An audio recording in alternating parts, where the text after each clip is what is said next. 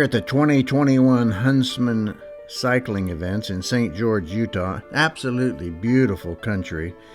Very challenging rides. I did the hill climb and the time trial. There's several other rides, but there's plenty of great competition and real camaraderie. This is the start of the uphill. Goes up this canyon. It's an incredible amount of people here. Here's the finish line of the I guess it's a time trial mountain climb. It was tough. I think that was Kent right in front of him, but definitely it's anaerobic.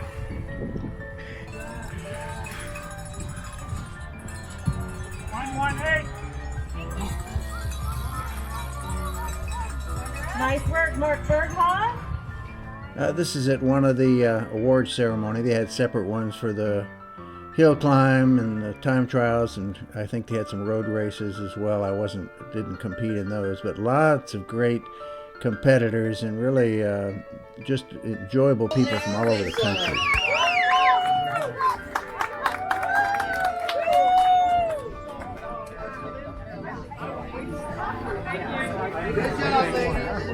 Yeah.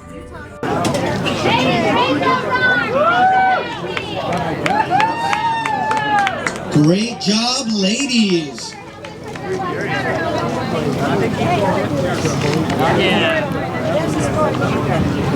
And someday we're all going to know. Good job, ladies. And in third place, Durward Higgins. In second place on the day, Gary Simmons. And the top spot on the podium today for our expert men 75 to 79, Larry Peterson.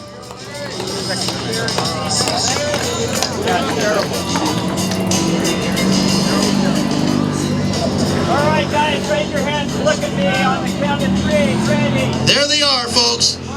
David, Greg, John, Durward, Gary, and Larry. It's your expert men 75 to 79. Ready? 1, 2, 3. Ready? 1, 2. Yeah. Ladies and gentlemen, here's our expert lady, 8084, top of the podium on the day, Miss Patricia Beam.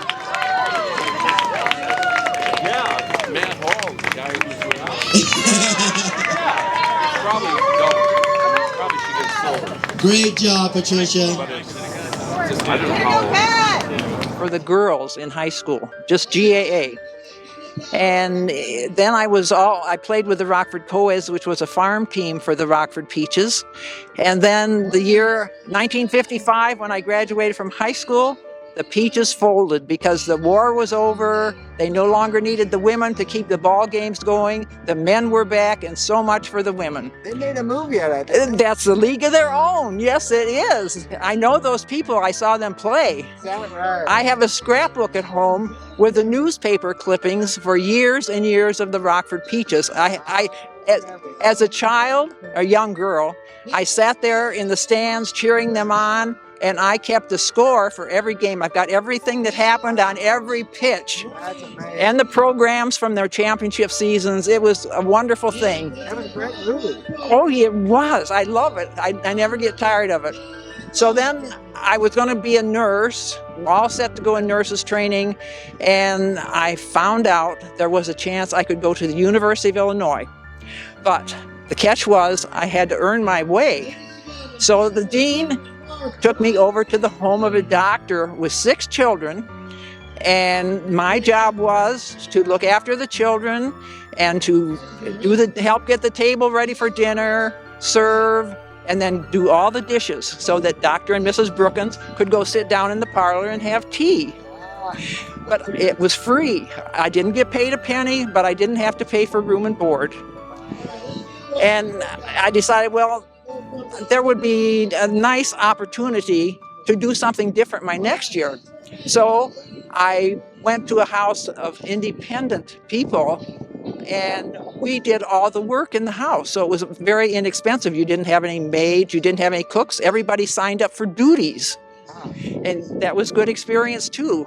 And I like to clean out the refrigerator every week. Every Saturday, my job was to clean out the refrigerator. But I got involved in sports. They had competitive sports for women between the houses, the living units. And our little Alpha house, as it was called, we had 18 of us there. And we had such teams that we won trophies when we were competing against the monstrous residence halls. It was such fun. They couldn't believe how these little bitty houses could beat these residence halls, but we did. And I kept going and became a playground leader. I loved being a playground leader. I had a girls softball team. They were the champions in all of the Rockford Park District. And so I was teaching the girls. I was just having such fun with it. And then way on into my life, I got into cycling. So my husband, Jerry Beam, he went to bike races. Well, we did century rides, 100-mile rides in a day. And sometimes we would do one on Saturday and one on Sunday, 100-mile rides. It was fun. And then he decided he wanted to try racing. So I would take him to the race and drop him off, go do something, pick him up. And he said, "You got to try this. It's really fun." I said, "Oh, yeah, it's fun." So I decided I'll try it. So Capron, Illinois, Lon Haldeman, Susan Notarangelo, famous racers. They race across America. They were sponsoring a race. So I went. We were out in the country, and I was at the front of the pack. I thought, boy, this is great.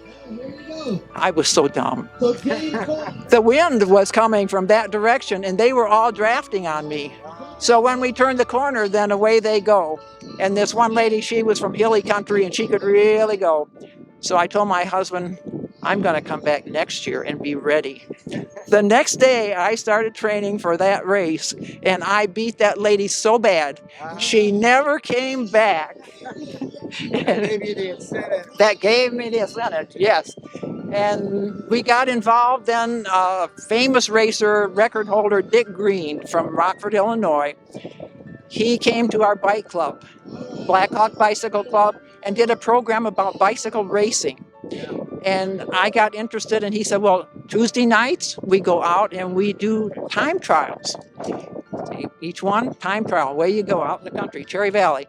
And on Thursdays we would do intervals where you work the 3-minute and the 1-minute thing. And I got into it so deep that he says, you got to come out to Huntsman in 97. So I've been here. So I came out here in 97, and I was 59 at the time, and that's not the place to be at the top of your age group. Yeah. I'm 79. Okay, so you understand. Yeah. And then we came back when I turned 80, and I set 4 world records. Isn't that something? And that's something. I was faster at age 80. Were you? Yes. And you said how many? 4 world records here. Yes. What would you say to that person that's sitting on the couch that's eating potato chips or something and is in their 60s and they just are afraid or don't think it's for them? And here you are, 82. 84. 84. 84. 4 world records. Yeah. I'd say, would you like to go for a walk? Yeah, okay, just do something. Do something, get up off of that couch and move. Yeah. But my husband got us involved in a lifestyle program called CHIP. Yeah. And that CHIP program teaches you how to eat healthy exercise. Something people go to the internet for? Oh, yes. Dr. Hans Deal. Dr. Hans Deal. He's like magic. He inspires so many people to get healthy. And it helped us so much that I would recommend that program. That when my husband signed up, he didn't ask me if I wanted to do it. He just signed up. And then he told me, I consider this an investment. Yeah. And he had to have me to be his cook. And your husband, who's 88. Yes. Fantastic. Yes. There. And he's also a cyclist. Yes. Yes. Yeah, it's just amazing. The have you been to the convention center?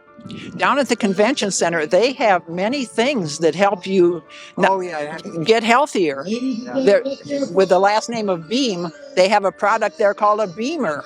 Only it's a BEMER. That's like magic. You use the Beamer, and then you go to the vibrator. The Beamer loosens everything up. The vibrator cleans it out. And I'll do that today, and I'll be ready for morning at age 84. It's fun. The other thing we like to ask people is, what drives your belief system? Anything that's strong in your personality? The fact that I was a young child, 4 years old, when the war broke out, World War II. And everything was so tight. Yeah. And you had to be responsible. Eat healthy. The food was rationed. Yeah. You grew your own. You had to weed the garden before you could go play softball, that sort of thing. And you grew up learning to be responsible. And you feel good when you can do things. And I've encouraged many people. I've got one friend, she's now 80, and it used to be I could beat her so bad at cycling. And then I started helping her. That was a mistake. Big mistake. And I told her about these wheels. You get different wheels. They'll work so much better, and your health and your eating. And now I have beaten her twice this season. And that was major. And she's my partner for 2-person races. Oh. So we do really good with that. But yes, I love to encourage other people that I've had several women that I've got involved in cycling, and they're so happy. Yeah. Those are their friends, are the cyclists, because they have so many things in common. It just enhances their quality of life. Oh, it does, yes. And I always say the fact that you're in shape and conditioned is you may not get paid for that exercise you just did, but you're not buying prescription drugs, you're not going to the doctor for procedures, that kind of thing. I spend a fortune on insurance for prescriptions. You have to pay for the insurance, and I don't take any prescriptions. And people say, "Don't you take any?" No, I don't take any prescriptions. That because I get it through the food. That's great. Yeah. Well, we appreciate your time. You're most welcome. This is an honor and a privilege. Okay, well, good luck to you. You're a very patient person, and thank you. Thank you. And you're a military guy too. How I about that? am.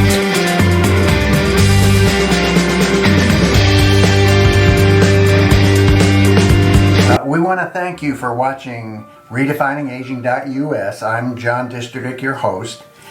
And our goal for the series is pretty simple. We just want to enhance the quality of people's lives.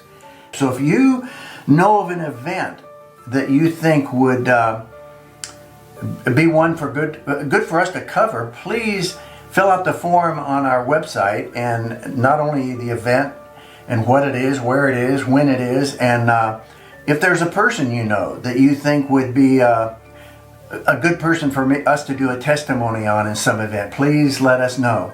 And if you want a fuller description of my testimony, you can either go to johndisterdick.com and look under ministry, or you can go here at redefiningaging.us. We appreciate your viewership. God bless, and hope to see you on more shows.